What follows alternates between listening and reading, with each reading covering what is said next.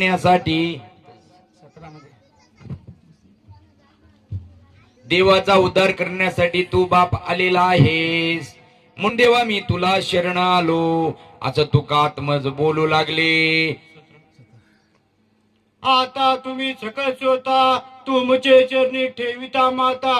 श्री गुरु बाळगीर महाराज चरित्र कथा एकाग्र चित्री श्रवण कीजे. तेव्हा डोळ्यामध्ये अश्रू आले. तुकात्मज रडत रडत म्हणू लागले, माझ्या बाळगुरुवाईचं चरित्र मी सांगायला तयार आहे, पण माझ्यावर गुरुची कृपा झाली.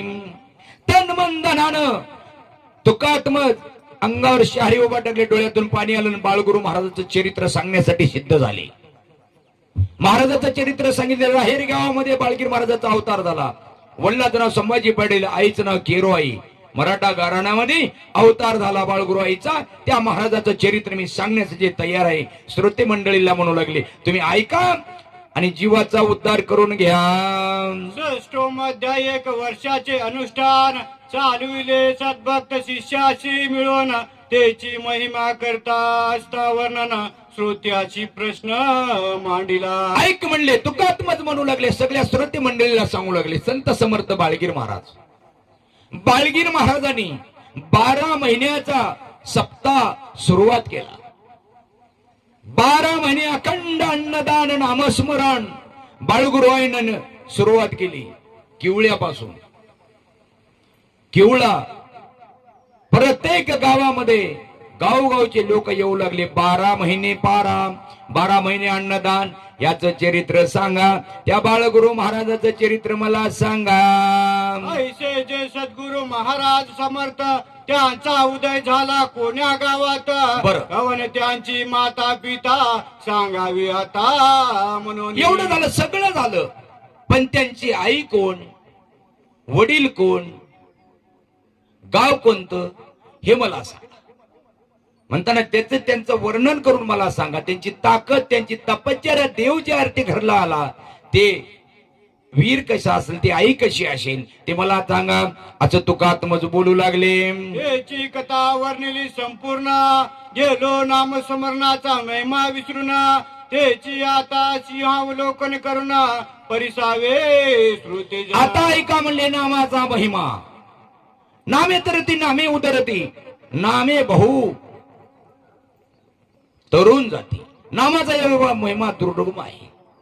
तुकात्मज म्हणू लागले, नाम घेतल्याच्या नंतर दुःख येईना, दारिद्र्य येईना, भय येईना, विघ्न येईना, देवघरला येते, समाधान निमित्ताने मोक्षाचा अधिकारी होते. म्हणून नामाचा महिमा बाळगुरु आईनं झेंडा फडकवला.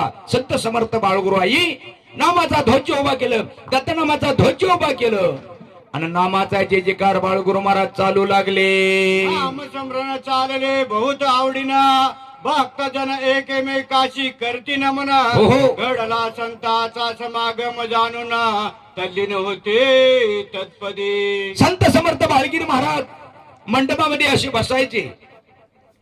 सकाळी पूजा, भजन, पहारा, पोती, कीर्तन, भजन, नामाचा गजर होऊ लागला. तरले तरती हा भरवचा नामधारकाचा ठसा. प्रत्येकाच्या मुखामध्ये दत्त दत्त दत्त नामाची ध्वनी येऊ लागली. नामच घेती नामच देती अशा न कशाची. जे अनन्य भावे शरण त्याला प्राप्ती मोक्षाची. मोक्षाची आवड झाली. जे जे नामाचा होऊ लागला.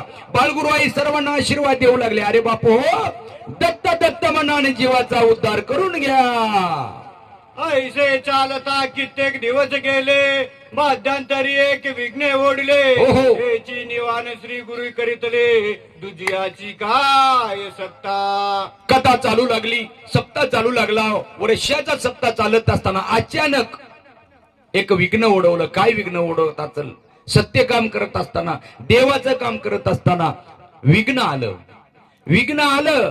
12 वाटा पळती विघ्ने, आता न लगेने येणे जाणे. 12 वाटा विघ्न जातात. बाळगुरु आईच्या कार्यक्रमामध्ये सप्त्यामध्ये काय विघ्न आला असेल, काय चमत्कार झाला असेल, ते चमत्कार बाळगुरु महाराजांचा बाळगुरु आई कसा चमत्कार दाखवला असेल ते श्रोत्यांनी ऐकावं म्हणू लागले.